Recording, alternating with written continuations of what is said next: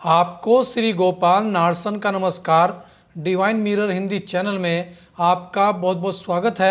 आइए जान लेते हैं आज की कुछ खास चर्चित खबरें।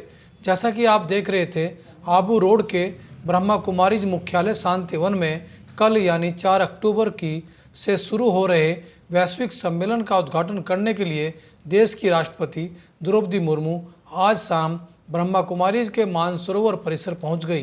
पहले हवाई पट्टी पर और फिर मानसरोवर में राष्ट्रपति द्रौपदी मुर्मू का ब्रह्मा कुमारीज बहनों व भाइयों ने जोरदार स्वागत किया। कल में आध्यात्मिकता द्वारा स्वच्छ व स्वस्थ समाज विषय पर अपना उद्बोधन करेंगी। राष्ट्रपति की अगवानी राज्यपाल कलराज मिश्र व मुख्यमंत्री भजनलाल शर्मा ने की।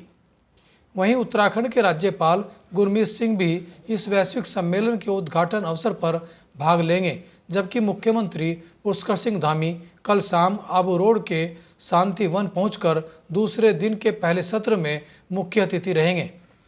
अपने विवादित बयानों के लिए चर्चित भाजपा सांसद कंगना रनौत द्वारा यह कहने पर कि हिमाचल में पंजाब के कारण युवाओं में नशे की लत बढ़ी है से नाराज आम आदमी पार्टी के सांसद मालविंदर सिंह कंग ने कहा कि कंगना स्वयं नशे की आदी है और उक्त विवादित बयान के जरिए हिमाचल पंजाब के बीच फूट डालने का काम कर रही है।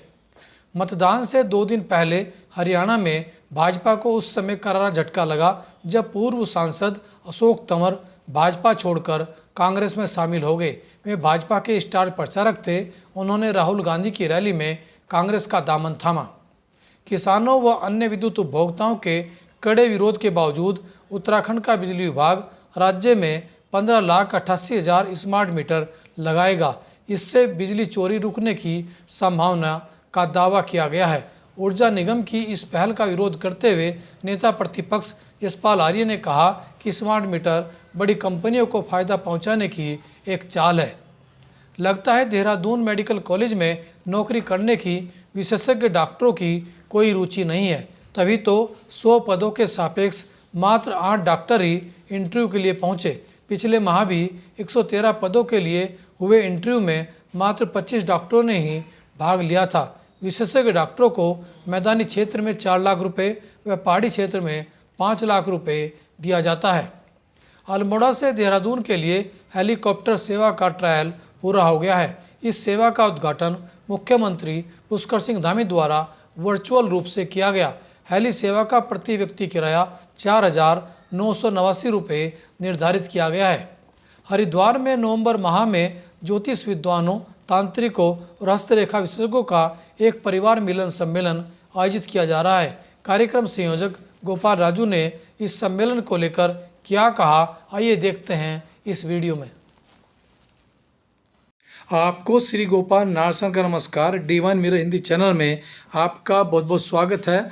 जैसे कि आप ये देख रहे हैं कि मैं यहाँ पर गोपाल राजू जी जो अकड़ साइंस के एक्सपर्ट हैं उनके ऑफिस में हूँ और इनको इतने सम्मान एक बाकायदा कह सकते हैं और ज्योतिष विद्या की जो किताबें हैं वो भरपूर हैं यहाँ पर। और आज हम इनसे जानेंगे कि ये एक कार्यक्रम हर वर्ष करते हैं हरिद्वार में, वो है परिवार मिलन।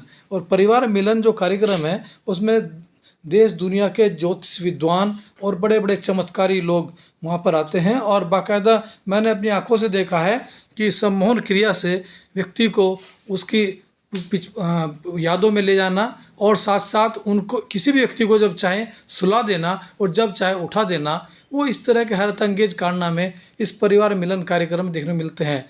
तो अब ये कार्यक्रम कब होगा हम उन्हीं से जानते हैं। गोपाल राजू जी, आपका बहुत बहुत स्वागत है डिवाइन मिरर हिंदी चैनल में। तो आप बताइए कि आप चूँकि पिछले वर्ष भी वहाँ पर कार्यक्रम हुआ परिवार मिलन का, इससे पहले वर्ष भी हुआ, अब कब करने जा रहे हैं?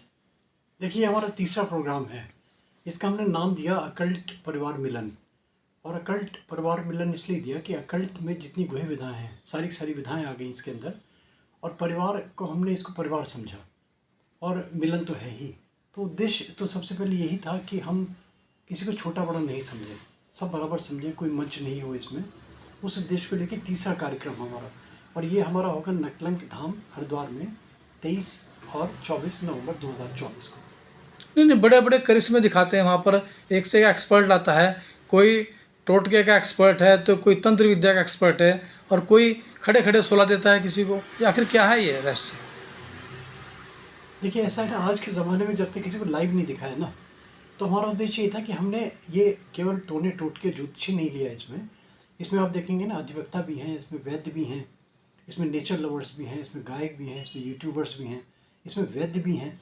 तो हमने एक मंच के नीचे सबको इसलिए जमा किया कि चर्चा परिचर्चा हो, लोगों के आचार विचार का आदान प्रदान हो। और ये जो चमत्कार वाली बातें हैं तो इसलिए दिखाई कि लोगों को लगे कि जो विधाएं हैं ये वास्तव में हैं। ये तो आपने एक विधा बताई, वहाँ हमारे कई सारी चीज़ें थी, जैसे कुछ लोग इसको अंधविश्वास कहते हैं और कुछ लोग विज्ञान कहते हैं, आप क्या कहते हैं? देखिए अंधविश्वास तो वो कहते हैं जिनमें बुद्धि नहीं है, ठीक है ना। अगर थोड़ी बौद्धिकता से सोचा जाए, अंधविश्वास है, मगर अंधविश्वास वो है जो फैलाया जा रहा है। अंधविश्वास वो नहीं, अंधविश्वास उसको माने आदमी पहले पढ़े तो समझे तो। किसी भी चीज़ की क्रिएटिविटी बिना माने, अब आदमी कर ले कि मैं नहीं मानता तो नहीं माने, ठीक है भाई, घर बैठे अपने। अगर मानने वाला कम से कम एक दर्जा तो ऊपर पढ़ाओ, तब चर्चा पर चर्चा करे, तब तो माना उसको कि अंधविश्वास है या अंधविश्वास नहीं। लेकिन ये भी है कि कुछ लोग इसका नकारात्मक रूप में उपयोग करते हैं, वो एक अलग जो समाज के लिए हानिकारक वो है। एक अलग विषय। बहुत सारे लोग R&D ओरिएंटेड होते हैं, जैसा आपको पता है गोपाल अर्जुन ने सारे जीवन काम ही किया है। और कुछ लोग पैसा कमाने के लिए बने होते हैं, तो वो उसको नहीं रोक सकते आप। तो पैसा कमाना फितरत है आदमी की, कमाए क्यों नहीं कमाएगा आदमी?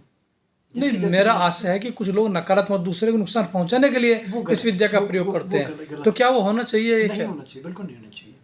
देखिए हम तो उसको रोकने के लिए क्या कर रहे हैं आप? सनातनी हैं हम अपनी वाणी ही दे सकते हैं, सनातनी हैं। किसी जीव का, किसी पशु पक्षी का, यहाँ तक कि किसी वनस्पति का न तो दोहन हो, न इसको नष्ट किया जाए। इन सबको प्रोटेक्शन के लिए हम बहुत सारी चीज़ें करते हैं। निश्चित रूप से यदि किसी भी विद्या का अगर हम सकारात्मक उपयोग करते हैं तो वो हमारे जीवन के लिए, समाज के लिए और राष्ट्र के लिए सार्थक हो सकती है। जैसे मैं बता रहा था, ऐसे ही गोपाल राजू ने बताया कि हम अपनी विद्याओं का देश और समाज के हित के लिए उपयोग करें, न कि नकारात्मकता के लिए।